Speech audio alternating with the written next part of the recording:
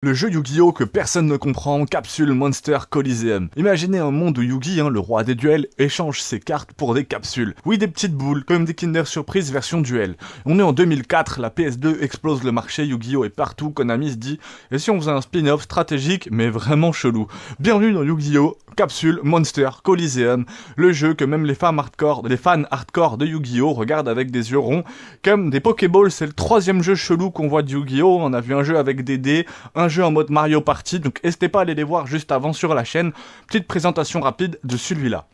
Sorti exclusivement en PS2, Yu-Gi-Oh! Capsule Monster Coliseum est un jeu de stratégie au tour par tour où vous invoquez des monstres depuis des capsules, des petits œufs. Pas de cartes, pas de points de vie, pas d'Exodia. Très étrange. Rien de tout ça ici. On est sur un board game numérique. Plus proche d'un mélange entre Fire Emblem, Pokémon Chase et un peu de Bakugan. Chaque monstre a son propre terrain préféré. Ses déplacements, limités bien sûr. Capacité unique, zone d'évolution.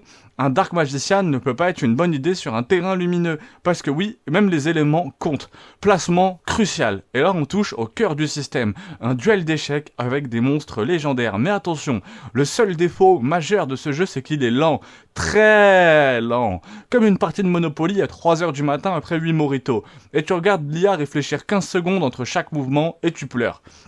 L'histoire du pur fan service. On enchaîne les duels contre Joey, Kaiba, Pegasus, avec des dialogues qui sentent bon le filler d'animé. Yugi doit remporter un tournoi antique où les capsules remplacent les cartes.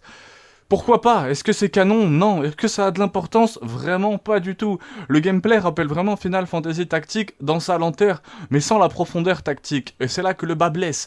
Capsule Monster Coliseum a une super idée, mais tellement sous-exploitée. On aurait aimé plus de variété, plus de maps, des maps un peu plus dynamiques, et une IA beaucoup moins débile. Comparé à Yu-Gi-Oh! Forbidden Memories sur PS1, qui est bordélique mais iconique, ici c'est l'inverse. Très carré, mais presque trop sage. Il manque ce petit grain de folie. Saviez-vous que le système de capsules vient d'un arc oublié de l'animé, jamais diffusé dans plusieurs pays? Une petite anecdote croustillante, vous savez que j'aime bien ça. Le jeu est entièrement doublé, et franchement, c'est pas si mal. Et il y a plus de 200 monstres à débloquer. Mais bon courage, le farming est digne d'un Dark Souls version simulateur d'escargot. Yu-Gi-Oh! Capsule Monster Coliseum est sûrement un des jeux les plus étranges de la licence. Pas de cartes, pas de duel, on combat juste avec des capsules dans des arènes façon échec mystique. Dans cette vidéo, je t'ai proposé un test complet. Mêlant humour, nostalgie, analyse, storytelling à la sauce de ceux que j'aime le plus tels que Saven, Sheshune ou The Great Review, ça doit te parler. Je te parle du gameplay, de l'histoire, force, faiblesse et surtout de ce que un jeu de l'époque PS2 dans Yu-Gi-Oh! Dans les années 2000, tout ce qu'on sait pas. Une vidéo à ne pas manquer si tu es fan de rétro, de stratégie, ou si tu es juste curieux de découvrir ce jeu oublié du grand public. Dis-moi en commentaire si tu t'en souviens, ou viens le redécouvrir avec des yeux ronds. D'ailleurs, si t'aimes bien les jeux Yu-Gi-Oh, j'en ai déjà parlé de 2-3 un peu chelous, n'hésite pas à aller les voir. Alors, Yu-Gi-Oh! Capsule Monster Coliseum. Est-ce que c'est un chef-d'œuvre, ou est-ce que c'est un caprice de game designer ? Ah franchement c'est les deux, c'est un ovni, trop lent pour un jeu d'action, trop simple pour un jeu de stratégie, tellement unique qu'on peut pas le haïr. C'est une capsule temporelle d'une époque où Konami testait tout, même n'importe quoi, même l'improbable. Et c'est pour ça que j'aime ces trois jeux Yu-Gi-Oh! Aussi bien Capsule Monster, celui-là je me souviens avoir quand même passé peut-être 10 ou 15 heures dessus, très agréable, même si c'était très lent, j'ai un bon souvenir dessus, enfant en tout cas, comme sur les deux autres jeux Yu-Gi-Oh! Que je vous ai présentés. Donc n'hésitez pas à aller voir ça, mettez tout en commentaire. Si vous avez un autre jeu Yu-Gi-Oh! Chelou, n'hésitez pas à en parler en com, ou même le prochain jeu que vous souhaiteriez voir sur cette chaîne. Je vous ferai une petite dédicace, à condition que le jeu n'ait pas déjà été fait sur la chaîne, ce qui va commencer à être compliqué. Force à tous. Imagine un monde où Yugi te dit, tu sais quoi, les cartes c'est pour les faibles, on va balancer des dés. Bienvenue dans Dungeon Dice Monster, le jeu GBA dont personne ne parle à part moi, alors abonne-toi pouce bleu, mais que tout le monde a vu passer dans l'anime et s'est dit, ouah, trop stylé, je veux y jouer. Puis t'as mis la cartouche et t'as regretté d'avoir su lire. On va commencer avec le contexte et la promesse ratée de ce jeu. On parle d'un spin-off de Yu-Gi-Oh! Basé sur un seul duel vu dans l'animé. Le duel contre Duke Devlin arrive, claque sa coiffure et son jeu chelou avec ses dés. Un système de jeu 100% original, plus stratégique, plus visuel, plus risqué. L'animé en faisait un monde à part, limite un concurrent du jeu de cartes. Mais le jeu GBA, c'est comme commander un dragon blanc aux yeux bleus sur Wish. Sur le papier, un jeu de stratégie où tu invoques des monstres avec des dés, Tu construis un donjon en temps réel et tu dois atteindre le cœur de ton adversaire. En réalité, des règles incompréhensibles, une interface de l'enfer et des tutoriels qui te regardent mourir lentement sans rien t'expliquer. Le gameplay, c'est pourtant une bonne idée. Torturé à mort. La promesse est belle.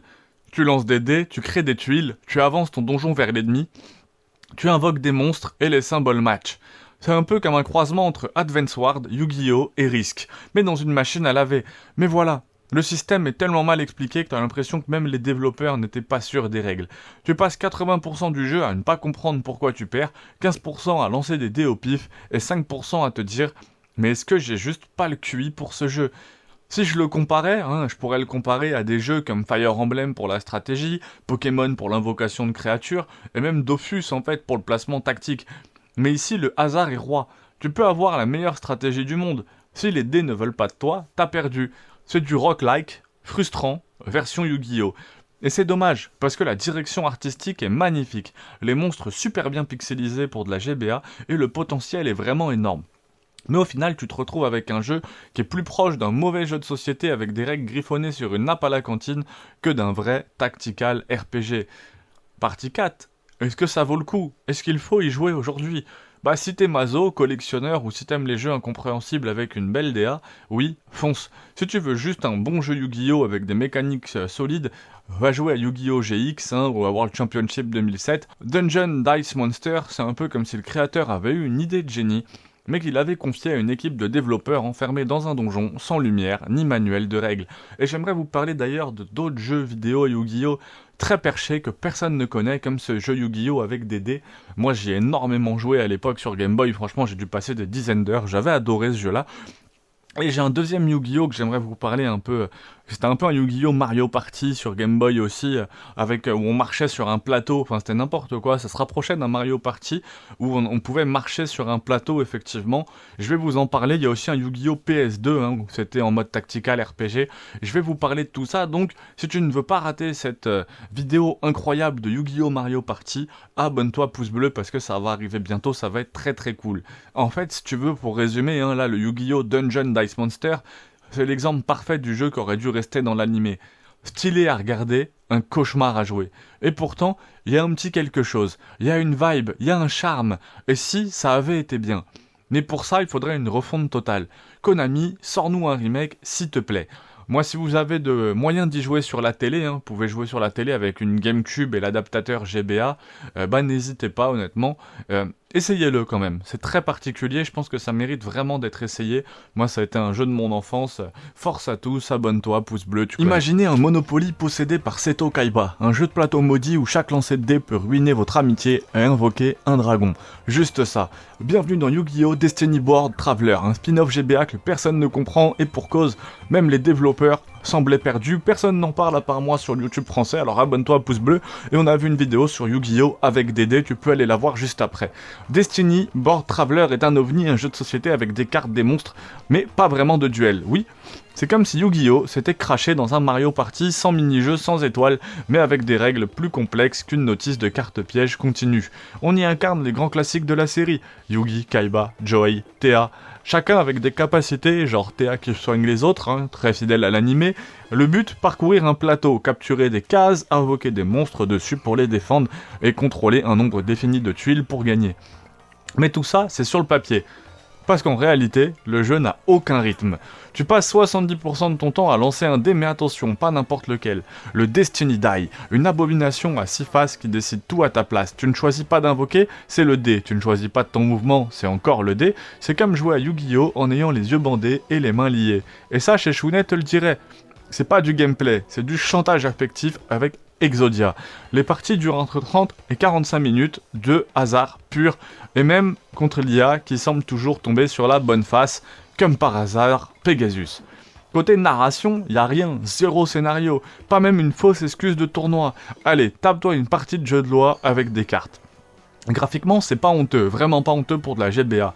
Sprite lisible, plateau varié, artwork fidèle à l'animé, mais niveau lisibilité, c'est une purge. On se perd, les menus sont mal pensés, les infos utiles sont planquées comme les cartes interdites dans un tournoi régional. Si on compare à d'autres spin-offs, Yu-Gi-Oh!, Dungeon Dice Monster, The Sacred Card, ou encore GX Duel Academy, tous avaient au moins une identité claire, du duel, du deck building ou de la stratégie. Ici c'est du pile ou face maquillé en stratégie. C'est comme si Konami s'était dit bon, les enfants aiment les jeux de plateau, on fout des tuiles, des monstres, un peu de kaiba, et normalement ça passe. Bon, ça passe pas. L'expérience de joueur, et ce moment justement absurde. Je vous le jure, dans une partie j'ai invoqué un Kuribo qui a capturé 3 cases avant de se faire one-shot par un Feral Imp boosté aux hormones. Pendant ce temps, Joey tape dans le vide pendant 6 tours car il n'a pas tiré la bonne phase du dé. C'est pas du jeu, c'est du rituel d'humiliation publique. Et malgré tout ça, j'ai enchaîné les parties. Pourquoi ? Parce que ce jeu est une curiosité, une anomalie de design. Un jeu tellement mal fichu qu'il devient fascinant, comme un mauvais film que tu regardes jusqu'au bout, juste pour voir jusqu'où il va sombrer. Et en réalité, à l'époque, c'était très surprenant. Moi, enfant, je me souviens avoir passé des très bons moments sur ce jeu. Alors, j'ai pas dû y jouer non plus des milliers d'heures, mais j'ai dû passer 10 ou 15 heures très sympa. En tout cas, ça m'a vraiment bien fait passer le temps. Yu-Gi-Oh! Destiny Board Traveler, c'est un peu comme le frère de la famille Yu-Gi-Oh! Que personne n'a invité à la fête. Mais il est quand même venu en criant « Je suis un jeu vidéo ». À tester si vous êtes collectionneur, si vous aimez souffrir, ou si vous voulez pranker un pote, parce qu'en lui faisant croire que c'est comme Duel Link, mais sur GBA, sinon, fuyez. Abonne-toi si tu veux d'autres tests absurdes de jeux étranges, souviens-toi, parfois le vrai monstre c'est le dé, on a vu pas mal de jeux Yu-Gi-Oh!, on a vu Tag Force sur PSP, on a vu celui spécialement où c'est que des dés, donc Dungeon Dice, qui est sorti juste avant celle-là, n'hésitez pas à aller le voir, et j'en ai d'autres bien sympas que je vais vous présenter, notamment un sur PS2, qui est complètement perché, où c'était un Yu-Gi-Oh! Avec des monstres dans des œufs. Restez bien, abonne-toi, pouce bleu pour ne pas rater ça. En 2003, le duel de monstres ne se joue plus dans la récréation, mais sur ton PC, avec des animations de cartes qui claquent comme des gifles dans la cour de récré. Voici Yu-Gi-Oh! Power of Chaos Yu-Gi The Destiny, un jeu que peu de gens connaissent mais qui a hanté une génération de duellistes. Le gameplay c'est un duel, pas un RPG. Power of Chaos c'est pas un jeu Yu-Gi-Oh! Classique avec une histoire, un monde à explorer et un solo narratif, non. Ici tu te retrouves direct à affronter Yu-Gi en boucle dans des duels 1 contre 1, pas de fioriture, sans merci. Le gameplay c'est uniquement du pur TCG, pas de plateau, pas de capsule, pas de dés, juste toi, ton deck et Yugi qui te regarde de travers. Ce qui est surprenant, c'est que chaque duel te permet de débloquer de nouvelles cartes, jusqu'à te construire un deck solide, un peu comme Magic The Gathering Arena avant l'heure, mais en solo, contre un Yugi dopé au Red Bull, les frères. L'animation et l'atmosphère, c'est l'âme de la série. L'interface, c'est un pur bijou RLI 2000. Tu entends les invocations, les attaques, tu vois les effets lumineux, tellement cheap mais tellement satisfaisant. Quand tu balances un Dark Magician, c'est pas juste une carte, c'est un putain de moment. Et Yugi te parle, il commente, il rage, il jubile. C'est comme si t'étais dans la Nive. Vous activate my trap card résonne comme une punchline de boss final. Mention spéciale à la BO, des sons électro mystiques dans un film de Matrix X Yu-Gi-Oh! Ouais, ça groove pendant que tu poses un Kuribo et que tu casses le Kuribo des autres. Et ça, c'est très très cool. L'histoire, il n'y a pas d'histoire, mais c'est pas grave. Oui, zéro histoire, pas de progression narrative, pas de tournoi à remporter, mais c'est pas grave, pourquoi ? Parce que le jeu fait exactement ce qu'il te promet, te faire vivre des duels intenses, immersifs, avec un Yugi crédible qui apprend les mécaniques alors que t'es débutant. Et ouais, franchement très très cool. Si tu es un vétéran, alors c'est un jeu d'entraînement hardcore. Si tu veux le deck parfait, prépare-toi à grinder longtemps, très longtemps, parce que c'est beaucoup de boulot. Donc par rapport à d'autres jeux Yu-Gi-Oh! Comme The Duelist ou Capsule Monster Coliseum qu'on a vu dans une dernière vidéo, celui-ci est beaucoup plus fidèle au jeu de cartes réelles. Pas de cartes alternatives, pas de règles alternatives, pas de mécanique chelou, TCG pur jus à la lettre près. Ça ressemble presque à Duel Links, mais sans microtransactions, sans online et avec juste Yugi en adversaire. Ce qui fait mal, c'est le problème majeur. Pas de mode campagne, pas de multi, pas de deck préconstruit. Tu débutes avec un deck de merde, tu perds, tu gagnes des cartes, tu recommences encore et encore. C'est un simulateur de duel ultra répétitif. Ce qui en fait un ovni intéressant, c'est justement ça, c'est la beauté du truc. C'est un jeu de niche ultra spécialisé, presque expérimental. Une capsule temporelle d'un autre temps où Konami testait un format hybride. Pas un RPG, pas un jeu d'aventure, juste un jeu de duel. Et rien d'autre, c'est un jeu d'ambiance de passionné. Une expérience de duel quasi méditative si t'es à fond dans la licence. Conclusion, Yu-Gi-Oh! Power of Chaos Yu-Gi The Destiny est un jeu aussi frustrant que fascinant qui conclut un peu ma série de 4 épisodes sur des jeux Yu-Gi-Oh! Très chelous. C'est une sorte de dojo numérique où tu vas suer pour débloquer un dragon blanc, te faire bolosser par Yugi avec un sourire condescendant et recommencer par pur orgueil. Et tu sais quoi, ça marche. Parce que quand t'invoques ton premier Black Luster Soldier et que Yugi te lâche un I didn't expect that, t'as l'impression d'avoir gagné le Battle City à toi tout seul. Très très cool, n'hésite pas à aller voir mes 3 autres vidéos sur des Yu-Gi-Oh un peu perchés, un avec des dés, un avec des capsules, un en mode Mario Party, c'est les 3 vidéos qui sont juste en dessous.